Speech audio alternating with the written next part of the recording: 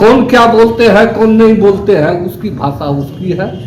मेरा मानना है राम जो थे शाकाहारी थे और गदबे कुचले को समता मूलक समाज बनाने के लिए उसको अवतरित हो रहा है।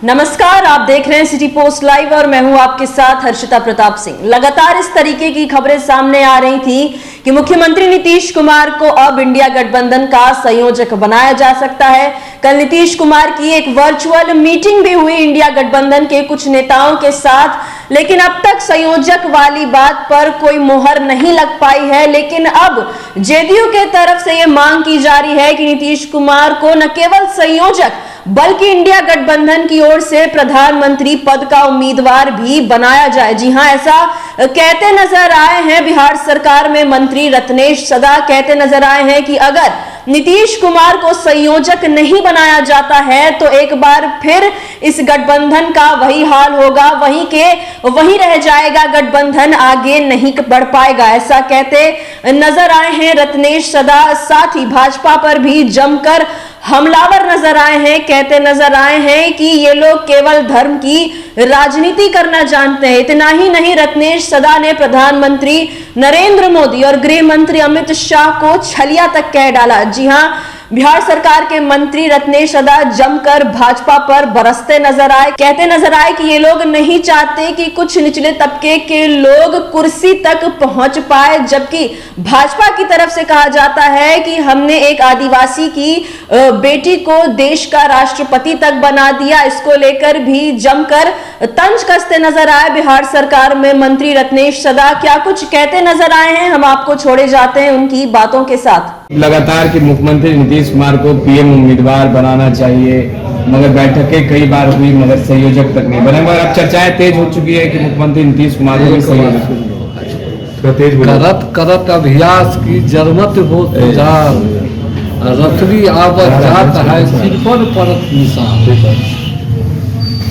बदराज जो था पहले जमाने में गुरुकुल में ही सब तरह की शिक्षा दी जाती है। उसमें सबसे कमजोर पढ़ाई में बदला था, उसको ज्ञान कहाँ मिला? कुआं पर जब बैसाख के धूप में गुरुजी उसको निकाल दिया और प्यास लगा जंगल में, तो जंगल में जाकर एक कुआं था, उसके बगल का जो किनारा था वो कटा हुआ था। जब पानी पिया किनारे को देखा तो देखा रस्सी का घसा हुआ है।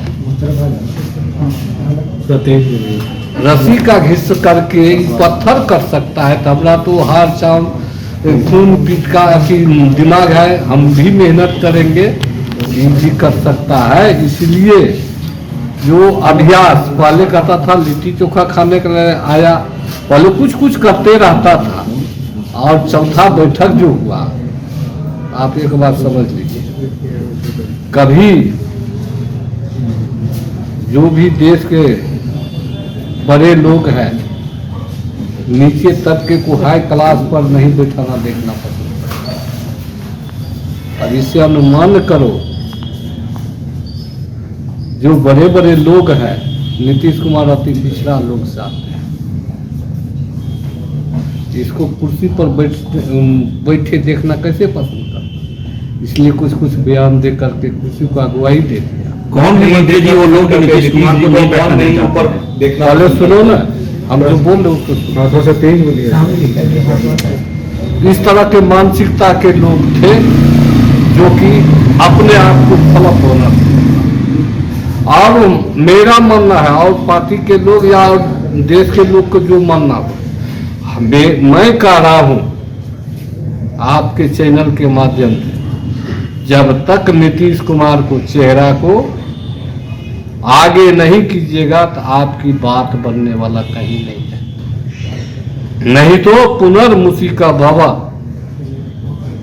जिस जगह पर थे उसी जगह पर चले जाइएगा और बीजेपी की सत्ता आ जाएगी। इसलिए सबको एकजुट होकर के नीतीश कुमार को संयोजक बनावे और प्रधानमंत्री का उम्मीदवार घोषणा कर। नहीं चेतावनी है या सलाह है? ये चेतावनी है यह सलाह है सब दलों से, सब मुख्यमंत्री से, महागठबंधन के सभी दलों से मेरा आग्रह है, विनती है, चेतावनी नहीं। संयोजक नहीं बनाया जाएगा तो क्या आप लोग अलग हो जाएंगे इंडिया गठबंधन से? ऐसा कोई बात नहीं, लेकिन हम लोग तो भी लड़ेंगे। माननीय मुख्यमंत्री की कोई इच्छा है जी जो प्रधानमंत्री का उम्मीदवार बने, संयोजक बने, वो अभी नहीं अपना आपको ख्वाहिश रखा है, लेकिन हम कार्यकर्ता, हम लोग का विचार है। मंत्री जी, आप मानते हैं कि जो आपके सहयोगी पार्टियां हैं वो अंडर एस्टिमेट कर रही है, और आरजेडी जो आज कह रही है संयोजक के लिए, अगर ये पहले कहते हैं तो ये बात पहले ही हो जाता? लगता है कि यही लोग नहीं चाहते हैं? नहीं, ऐसा कोई बात नहीं, ऐसा कोई बात नहीं है। समय पाए तरवर फरे, केतुक सींचे नीर। समय होगा तो अपने आप फल में, वृक्ष में फल लग जाएगा, लेकिन समय से पहले घड़ा के घड़ा पानी डालिए, नहीं फलेगा। तो समय आएगा तो प्रधानमंत्री का उम्मीदवार होगा, चाहे वो संयोजक की बात है, स्वतः समय आने दीजिए, सब हो जाएगा। मंत्री जी, आपने कहा कि कई पार्टियां हैं, कई लोग हैं जो नहीं चाहते कि निचले तबके के लोग उच्च कुर्सी पर जाए, तो आप कौन दल अंदाज है, कौन नहीं, वो बता आप दीजिए। अंदाज कीजिए, आपको भी, आप पत्रकारिता वैसे नहीं कर रहे हैं, आप पत्रकारिता वैसे नहीं कर रहे हैं, आप अंदाज कीजिए, आप गोलमेल सम्मेलन पढ़िए, अंबेडकर की बात पढ़िए, तब पता चले। तो आप कहना चाहते हैं कि भाजपा नहीं चाहती है कि नीचे तबके के लोग ऊपर? अरे वो अगर चाहता जी, तो गरीबी पर बात होता, महंगाई पर बात होता, बेरोजगारी पर बात होता, 15 लाख रुपया हर बिहारी के देश के खाता के नौजवान परिवार के खाता में पैसा देने का सब बात दिखाया। 2 बेरोजगारी पर बात करो, महंगाई पर बात करो, देश की जनता को भावना भड़काने की। सर, आप कह रहे हैं कि महंगाई पर बात करो, आप ही एक गठबंधन के एक बड़े नेता एनसीपी के वो कह रहे हैं कि भगवान राम जो है मांसाहारी थे, ये बात कहने की जरूरत क्या है? अब सबका एक बात सुनिए, पेड़ पर अनेक तरह की पक्षी बैठते हैं, उसका सबका भाषा अलग अलग होता है। अब कौन क्या बोलते हैं, कौन नहीं बोलते हैं, उसकी भाषा उसकी है। मेरा मानना है राम जो थे शाकाहारी थे, और गदबे कुचले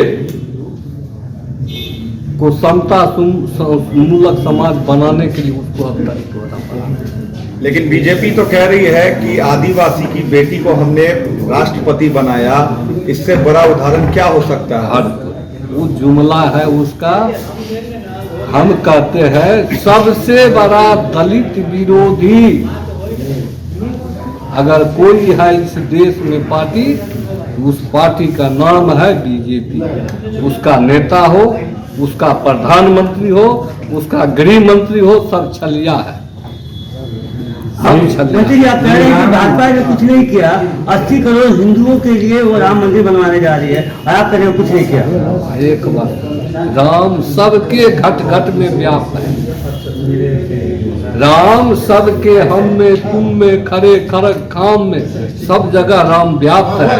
अगर राम नहीं रहता तो हम लोग पैदल चल सकते थे, 1 मिनट बच सकते हैं। उसका भ्रम है, जनता को भावना को भड़का रही है, इसलिए राम मंदिर बनना बहुत अच्छी बात है। आप लोग भी जाएंगे जो प्राण प्रतिष्ठा समारोह हो रहा है? भाई हम तो कबीर मत के लोग हैं, हम कभी मंदिर मस्जिद में नहीं जाते, साफ ठीक ठीक हम कबीर मत के लोग हैं, हम किसी मंदिर मस्जिद में विश्वास नहीं करते हैं, हम गुरु पर विश्वास करते हैं, इसलिए हम आज तक बहुत धाम नहीं गए। चलिए, ठीक हमको क्या करिएगा।